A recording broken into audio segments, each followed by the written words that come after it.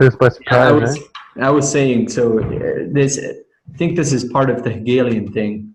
At least this is what I get out of one of the biographies I've read, where it's, Denmark is at the pinnacle of the development of civilization. And so there's sort of this divine ascendancy or something that's part of it. Yeah, that's right. That's why my Church of Canada example wasn't good, because it wasn't the same. It does. Yeah, you're right. It is. I would say 50s American church going would be something like that, or even like Anglicanism in England for a while, right? It's the state church. You go because it's what's expected of you, not because you have any, religious desires of any kind, right? Yeah, absolutely. Yeah, that it's an interesting example. It doesn't quite capture the same thing that American Christianity does, but I think it's something that can be critiqued as well. Mm-hmm. Yeah. It's sort of like, to my mind, Kierkegaard would say, Christianity is more like the stage play of one of Shakespeare's plays than the particular town or state that it's acted in. The religious sphere should never be anchored to where you live. Yes. Just regular. Sorry. No, you're good. Yeah, that's right. Like, I happen to be under a republic. I might be butchering the phrase, but like a democratic republic or something like this. And there's a constitution, there's all these expectations. But the religious life is more like the script of a Shakespearean play, and the Christian more like one of those figures in the Shakespearean play, full of sound and fury, signifying something. Then the wisps, and not like a wispy thing, like a thing that almost effervescently leaves because I happen to be born somewhere and I adopt their practices. The kingdom of God is within you is what I've been thinking a lot about lately. I think it's Kierkegaard would probably make a lot of hay out of that. Does he ever speak about the kingdom of God?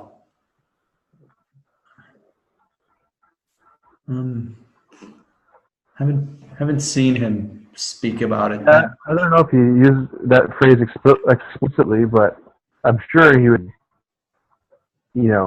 agree with it at least. Yeah. And not in this. So Tolstoy agrees with it too, but Tolstoy does something else with it. I don't know if you guys know Tolstoy at all. I actually saw his book recently, and I was hoping to read it, but haven't had. I read his what is it called again? Kingdom of God is within you is the one I had my eyes on. It might be that one, or the one where he talks about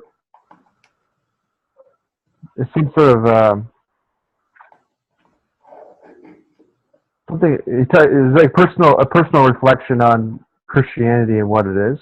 And I disagree with 50% of that book. I think there was like bad biblical exegesis that just really triggered me. But anyways, what he seems to be, or what Kierkegaard would see him as, would be definitely as a night of infinite resignation. I think that's the category he would fall into for Kierkegaard. I don't know if it's fair. It might not be, but I think if Kierkegaard was going to categorize the guy, that's what he would do with him. Why did I bring that up? I can't remember. I think there's a temptation with Kierkegaard to, and I'm speaking this of myself, as you were describing Tolstoy, I thought, yeah, Kierkegaard is so brilliant in his examples and in his naming of categories that one might want to just define the rest of the world in Kierkegaardian categories. But right, like who's the knight of infinite resignation that's running for president right now? Is it Andrew Yang? Is it this person? Which one's the Knight of Infinite Resignation, and which one's the Knight of Faith? If you'd be a real Kierkegaard, you wouldn't care about politics at all, I think. Yeah, I don't think you could be a politician if you were a Knight of Infinite Resignation either. It could probably be a Knight of Faith, maybe. You could be a Knight of Faith, I think. But I don't think you could be a Knight of Resignation. I don't think it would. It's too involved, you know? You have to be able to retreat somehow. Maybe you could be like a scientist or something. I don't know. You'd just be the guy coming home to dinner, looking forward to the goose that's awaiting you with bated. Yeah. Well, that's a Knight of Faith, actually. That's the Knight of Faith. Yeah. Maybe. I mean, according to Johannes Valentine, right? Cutting off. Yeah. The mic. Oh, am I gone again? Yeah, now you're back. All right.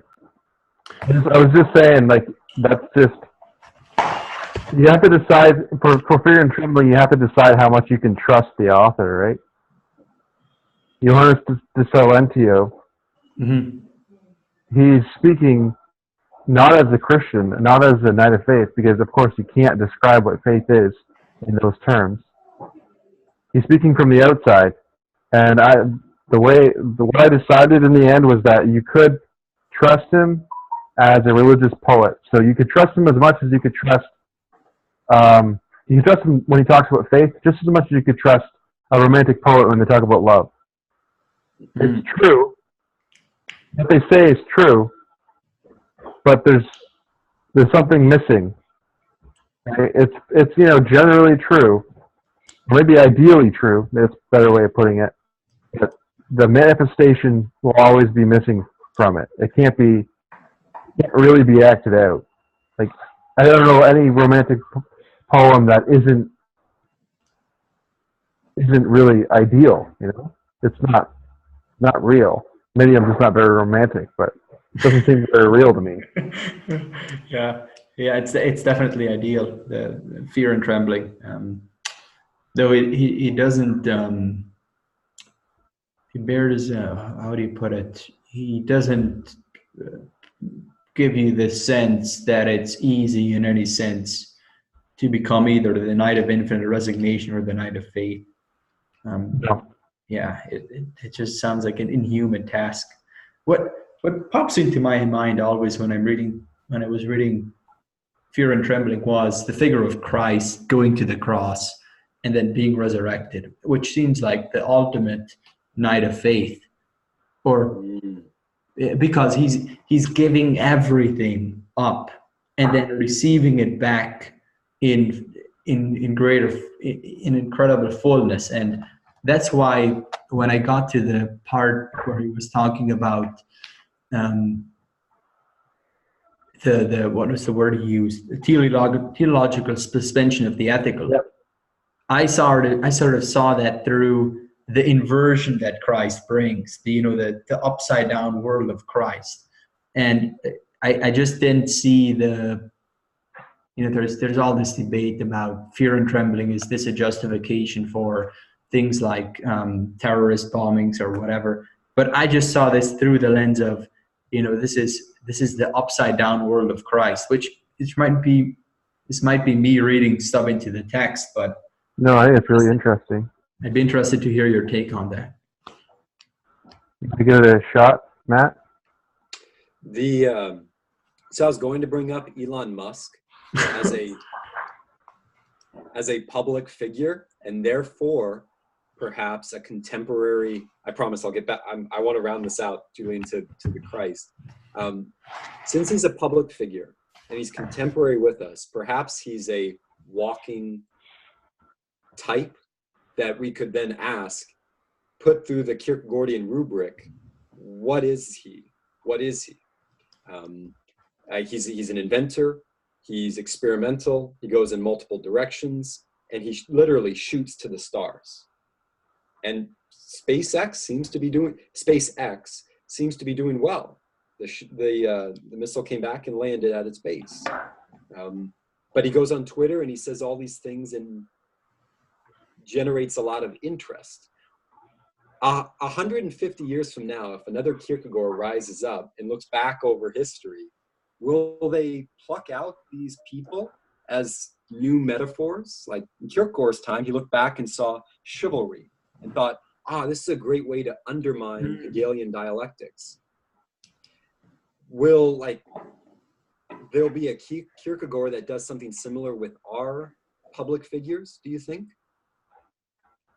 Wouldn't he be using figures like Napoleon then? That's sort of who comes to mind really. There's sort of this guy who sort of takes the world in his hand and just forms it according to his image. It's sort of what comes to mind with Elon, sort of like Elon Musk or something. He was I guess in what I'm his getting at though is like sense. we're surrounded by people, and like 500 years from now, they're eventually going to become types, right? Yeah. Of new modes of understanding potentials of the human. Just like there were probably 1 million knights, actual knights, existing knights. And since there were so many of them, a culture came around them. And then after time, that culture died, but the type grew out of those ashes. And Kierkegaard, being a lover of literature and theology, looked at the literature and said, I can rip that page out of literature and stick it in my theology textbook. And oh man, for me, it makes the theology come alive. It animates. So 500 years from now, there'll be new types. What would it look like, just as a thought experiment, for those types to be plucked out by a future Kierkegaard? And Yeah, sure. That needs some that needs some perspective to answer that one. Yeah. I mean, I guess they would have to come up with a new type for the common person, because it's moved way up, like I guess I could describe myself as middle class, but not really. That's not really what I am. Not in relation to everything else. Technically, I'm lower class. Like the whole thing is moved up. So the common person has become, worldwide even. It's not the same thing as it was 100 years ago or even 50 years ago. It's more like that type of what would have been peasant or what would have been commoner or whatever is something else now. It's the masses have become a different kind of, a different type, I would say. It's not, you can't use the same one. And I don't know what other types you could come up with, but that's at least one that would definitely have to change. The Silicon Valley type maybe is another one. This is interesting.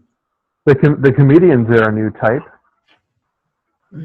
Haven't paid too much attention to that, but maybe. Well, there's so many of them, and they have a certain role in society that they haven't existed for that long. Like there are a few old ones, but before the old ones, the only people you had were like Charlie Chaplin or something. And then before that, there was no role. Like there was no such role. At least like not until you go all the way back to like the jesters and the courts and whatnot. But you could put them in a broader category of provocateurs or prophets or things of that nature. Kierkegaard is a prophet. It's also a trickster in some sense. What was I had something I wanted to throw in here. He's a gadfly. He's a gadfly, yeah. He's Socrates' grandson. I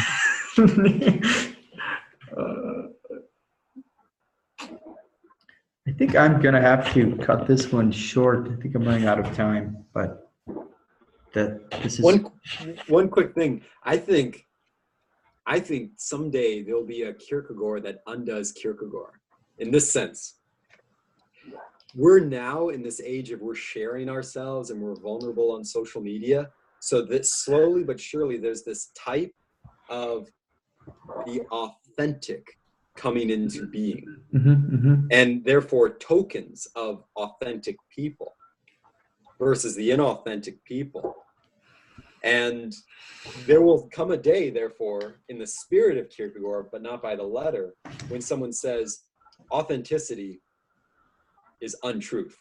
Hey, read Stanley Hauerwas. I think he's doing pretty much exactly that. He would say there's too much individualism going on.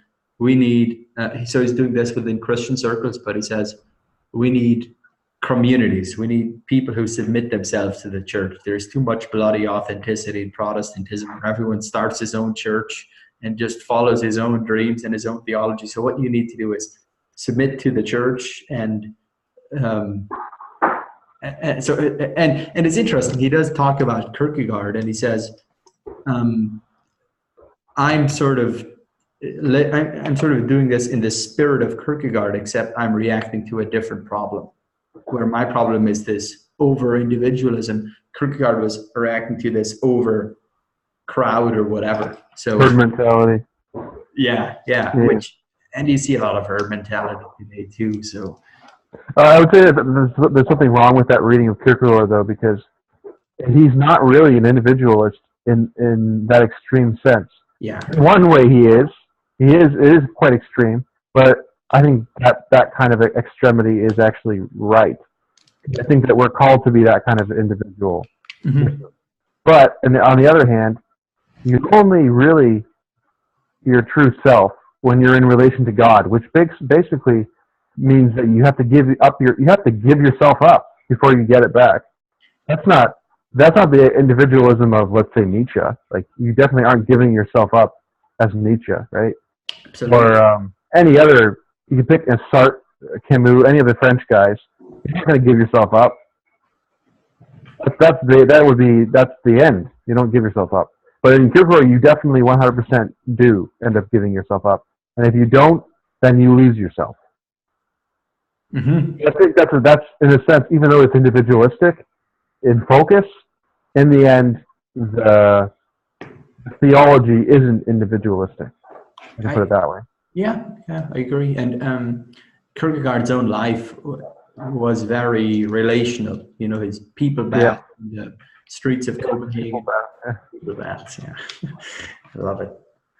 And that for me is how, just as Robert said, is how I personally go from Kierkegaard to a deep, like, utter leap into the absurd of all my energies into the resurrection as my fount. Thanks. To your point, Julian, because quixotically, you give yourself up, and just like Robert said, the seed dies in the ground, and then the fruit comes out of then the fruit is born. That's beautiful. Christ exits the tomb. He who was put in the tomb empties the tomb.